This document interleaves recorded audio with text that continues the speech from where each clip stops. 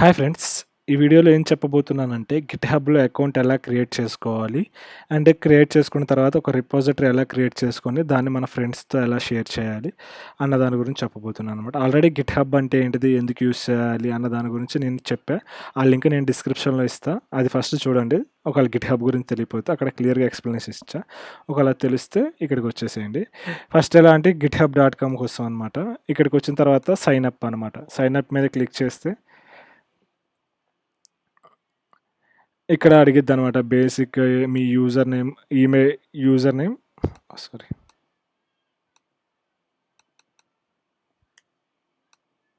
ఇక్కడ user name enter చేయండి. తర్వాత ఈమెయిల్ అండ్ పాస్వర్డ్ అనమాట. ఈ యూజర్ నేమ్ అంటే ఏందంటే మనకి యూనిక్‌గా నేమ్ ఉంటది గదా! అదనమాట. ఇక్కడ మీరు ఎంటర్ చేయండి. ఒకవేళ మీకు అది ఉంటే చెప్పిద్ది. లేకపోతే వేరేది క్రియేట్ చేసుకో అని చెప్పిద్దనమాట. జస్ట్ ఈ డీటెయిల్స్ ఇయ్యండి. ఒకవేళ మీకు ఈ ఆల్రెడీ వేరే వాళ్ళు తీసుకుంటే మనకి ఇయ్యదనమాట. సపోజ్ నేను ఆల్రెడీ నా ఒరిజినల్‌ది టైప్ చేస్తే నాకు ఎర్రర్ చూపిస్తది. ఎందుకంటే నేను ఆల్రెడీ అది యూజ్ చేస్తున్నా కాబట్టి. ఈమెయిల్ ఐడీ ఇయ్యండి. ఇచ్చేసిన తర్వాత ఇది చూపిస్తది సజెషన్స్. ఇది యూజ్ చేయండి అని. ఇట్టా మీకు కావాల్సింది పెట్టుకోండి ఒకటి. తర్వాత ఈమెయిల్, తర్వాత పాస్వర్డ్ అనమాట. పాస్వర్డ్ వీళ్ళు చెప్పినట్టు 15 క్యారెక్టర్స్ ఆర్ ఇట్లా ఉంటది కదా! 18 ఇట్లా ఇయన్నీ ఫాలో అవ్వండి. దాని తర్వాత క్రియేట్ అకౌంట్ క్లిక్ చేయండి. వన్స్ క్రియేట్ అకౌంట్ క్లిక్ చేయగానే మీరు ఆటోమేటిక్‌గా మీ అకౌంట్ క్రియేట్ అయిపోద్ది. మీ అకౌంట్‌కి ఒక ఓటీపీ లాంటిది ఒక పిన్ వస్తది. దాన్ని వెరిఫై చేస్తే మీ అకౌంట్ సక్సెస్‌ఫుల్‌గా క్రియేట్ అయిపోయినట్టే. ఎందుకంటే అది మీ అకౌంట్‌ని వెరిఫై చేయడానికి. వన్స్ అది అయిపోయిన తర్వాత ఇక్కడ లాగిన్ మీద క్లిక్ చేసి ఇట్లా వస్తారనమాట. దీని మీద మీ ఈమెయిల్ అడ్రెస్ లేకపోతే యూజర్ నేమ్ ఇచ్చినా తీసుకుంటది. మనం ఇందాక తీసుకునే యూజర్ నేమ్ ఉంది కదా! ఆ యూజర్ నేమ్ ఆర్ ఈమెయిల్ ఇచ్చినా తీసుకుంటది. కింద పాస్వర్డ్ పెట్టేసి సైన్ ఇన్ కొట్టండి. మీరు లాగిన్ అయిపోతారనమాట.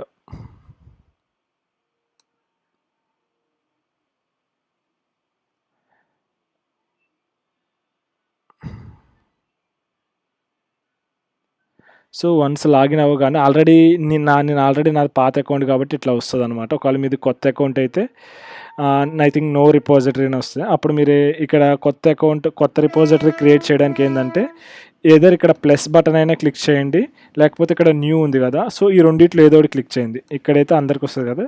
ఇక్కడ క్లిక్ చేయండి. న్యూ రిపోజిటరీ ఉంది కదా! సో, న్యూ రిపోజిటరీ అని క్లిక్ చేయండి. సో, క్లిక్ చేయగానే మనకి ఇట్లా వస్తదనమాట. క్రియేట్ న్యూ రిపోజిటరీ అని. ఇక్కడ మీ రిపోజిటరీ నేమ్ ఎంటర్ చేయండి. నేను ఇక్కడ ఏదో ఒకటి ఇస్తాను. ఫ్లటర్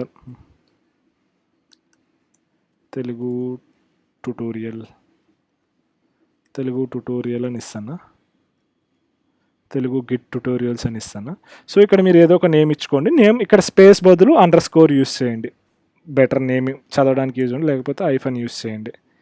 మీ ఇష్టం ఏదో ఒకటి యూజ్ చేయండి స్పేస్ కోసం. ఒకసారి ఇక్కడ ఏంటంటే ఇది మన ప్యాకేజ్ మన అకౌంట్ కిందకే అనమాట. మొత్తం త్రూఅవుట్ గిట్‌హబ్ కాదు. మన అకౌంట్‌లో ఈ నేమ్ అనేది యూనిక్‌గా ఉండాలనమాట. డూప్లికేట్ నేమ్స్ వస్తే యాక్సెప్ట్ చేయదు. తర్వాత మీరు ఏదైనా డిస్క్రిప్షన్ ఒకసారి ఇక్కడ టిక్ మార్క్ వచ్చిందంటే ఏంటంటే సక్సెస్ఫుల్‌గా అంటే వేరేది లేదు. ఇది అవైలబుల్ ఉంది తీసుకోవచ్చని. ఏదైనా డిస్క్రిప్షన్ కావాలనుకుంటే డిస్క్రిప్షన్ పెట్టుకోండి. ఆప్షనల్ అనమాట. అది ఎప్పుడు యూజ్ చేయం. ఇక్కడ ఇది ఇంపార్టెంట్ సెట్టింగ్ అనమాట. ఇక్కడ పబ్లిక్ అండ్ ప్రైవేట్ ఉంది కదా! ఇక్కడ పబ్లిక్ అండ్ ప్రైవేట్ ఏందంటే పబ్లిక్‌లో పెట్టినామంటే మన రిపోజిటరీలో మనం తర్వాత కోడ్ పుష్ చేస్తాం కదా! ఆ కోడ్ ఎవరైనా చూడగలుగుతారు. గిట్‌హబ్ ఉన్న ప్రతి ఒక్కళ్ళు గిట్‌హబ్ లేకపోయినా గానీ వాళ్ళు మన కోడ్ మొత్తాన్ని చూడగలుగుతారనమాట.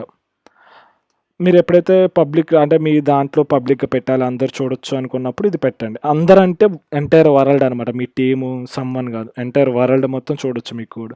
అలా కాదు నేను ప్రైవేట్ పెట్టుకుంటా అంటే ఇదేందంటే ఈ ప్రైవేట్ పెట్టినప్పుడు ఓన్లీ పర్టిక్యులర్ పర్సన్స్ మనం యాక్సెస్ ఇస్తామనమాట. లైక్ నెక్స్ట్ చెప్తా. ఆ యాక్సెస్ ఇచ్చిన పర్సన్స్ మాత్రమే వాళ్ళ ఈమెయిల్ ఐడీతో లాగిన్ అయితే ఆ ఈమెయిల్ ఐడీ యూజర్ ఐడీతో లాగిన్ అయితేనే మాత్రం మన రిపోజిటరీ చూడగలుగుతారనమాట. అప్పుడు దాకా వాళ్ళు చూడలేరు. మీ ఇష్టం. ఏదో ఒకటి పెట్టుకొని అది బేస్డ్ ఆన్ యువర్ అనమాట. నేను కొన్ని పబ్లిక్ ఇప్పుడు సపోజ్ నేను ఆఫీస్ ప్రాజెక్ట్‌లు ఉంటాయి కదా! నేను వాటన్నిటిని ప్రైవేట్‌లో పెట్టుకుంటా. ఆఫీస్ ఆర్ ఫ్రీలాన్సింగ్ ప్రాజెక్ట్‌ని. యూట్యూబ్‌లో నేను ట్యుటోరియల్స్ చేసేవన్నిటిని పబ్లిక్ పెట్టుకుంటా. ఎందుకంటే నేను అందరికి పర్టిక్యులర్‌గా షేర్ చేయలేను కదా! అందుకే ఒకటి లైక్ అందరికి పెట్టేస్తే పబ్లిక్ పెట్టేస్తే ఎవరైనా చూసుకోగలుగుతారనమాట. అట్లా. ఇయన్నీ మీకు కావాలనుకుంటే పెట్టుకోండి.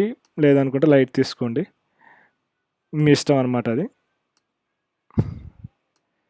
వన్స్ ఇది అయిపోగానే ఇక్కడ క్రియేట్ రిపోజిటరీ. రీడ్ మీ అంటే ఏం లేదు. మన ప్రాజెక్ట్ గురించి ఎక్స్‌ప్లెయిన్ చేయడం. ఇగ్నోర్ అంటే మనం ప్రాజెక్ట్ని మనం చేసేటప్పుడు ఏదైనా ఫైల్స్ని ఇగ్నోర్ చేసుకోవాలనుకుంటే దాన్ని ఇక్కడ రాసుకుంటాం అనమాట. నా నెట్ స్లోగా ఉంది కొంచెం, అందుకని కొంచెం లేట్ అవుతుంది. సో రిపాజిటరీ క్రియేషన్ ఫెయిల్డ్ అంట. సో 2 నెట్ స్లో ఉంది, అందుకనే ఫెయిల్ అవుతుంది. So creating repository. సో సక్సెస్ఫుల్గా మనకి వన్స్ మీరు ప్రాజెక్ట్ క్రియేట్ చేస్తే రిపాజిటరీ ఇక్కడ వస్తుంది అనమాట. సో కోడ్ పుష్ చేయడం ఎట్లా అనేది నేను అప్కమింగ్ వీడియోస్లో చెప్తా. ఇది అనమాట మన ప్రాజెక్ట్ లింక్, ఇది అనమాట గిట్హబ్. మన యూజర్ నేమ్ / మన ప్రాజెక్ట్ నేమ్ అండ్ చివరిలో .git అని వస్తుంది. ఇది మన యూఆర్ఎల్ అనమాట. వీటన్నిటి గురించి నేను తర్వాత చెప్తా. ఇప్పుడు ఈ ప్రాజెక్ట్ని నేను నా సపోజ్ ఇది పబ్లిక్లోనే ఉంది కాబట్టి ఏం లేదు. ఒకవేళ నేను ఈ ప్రాజెక్ట్ని వేరే వాళ్ళతో షేర్ చేయాలనుకోండి, ఒకవేళ పబ్లిక్లో ఉంటే డైరెక్ట్గా యూఆర్ఎల్ షేర్ చేస్తే సరిపోతుంది అనమాట. లైక్ ఈ పైన మనకి ఇందాక వచ్చింది కదా యూఆర్ఎల్, ఆ షేర్ చేస్తే సరిపోద్ది. అట్లా కాదు, ఎవరికైనా మనం ప్రైవేట్లో పెట్టుకొని పర్టికులర్గా షేర్ చేయాలనుకుంటే ఇక్కడ మనకు ఆప్షన్ ఉంటుంది అనమాట, మేనేజ్ అండ్ యాక్సెస్. మీరు సెట్టింగ్స్లోకి వస్తే ఇక్కడ మేనేజ్ అండ్ యాక్సెస్ ఉంది కదా.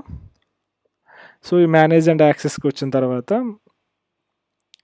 ఇక్కడ ఉంటుంది మన పబ్లిక్ రిపాజిటరీ కాబట్టి ఏం కాదు, డైరెక్ట్ ఎవడైనా చూసుకోకూడదు. ఒకవేళ ప్రైవేట్ రిపాజిటరీ అంటే ఇక్కడ మనం పెట్టి ఇక్కడ నేమ్ ఇవ్వాలన్నమాట. సపోజ్ వాసుదేవ్ లైక్ ఏదో ఒక నేను ర్యాండమ్గా ఎంటర్ చేసా. అట్లా ఏదైనా కావాలనుకుంటే మీ ఫ్రెండ్స్ది వాళ్ళది అడగండి ఎవరికి షేర్ చేయాలనుకుంటున్నారు. సపోజ్ saigopy@gmail.com అనుకోవాలి మెయిల్. ఇట్లా చేసేసిన తర్వాత ఇట్లా కొట్టేసిన తర్వాత ఇలా కొట్టేస్తే వాళ్ళకి ఇన్విటేషన్ వెళ్తుంది, వాళ్ళు డైరెక్ట్గా యాక్సెప్ట్ చేయగలరు. లేకపోతే యూఆర్ఎల్ పంపంటే వాళ్ళు దాని మీద క్లిక్ చేయగానే యాక్సెప్ట్ ఇన్విటేషన్ అని వస్తుంది అనమాట. ఈ విధంగా మనం సైన్అప్ చేసుకొని ఒక ప్రాజెక్ట్ క్రియేట్ చేసుకొని షేర్ చేస్తాం. ఎలా పుష్ చేయాలి వాటన్నిటి గురించి నేను అప్కమింగ్ వీడియోస్లో చెప్తా. మీకు ఇంకేదైనా స్పెసిఫిక్గా గిట్హబ్ గురించి టాపిక్ కావాలంటే కింద కామెంట్ చేయండి, నేను ఆ వీడియో చేయడానికి ట్రై చేస్తాను. Thank you. Happy coding.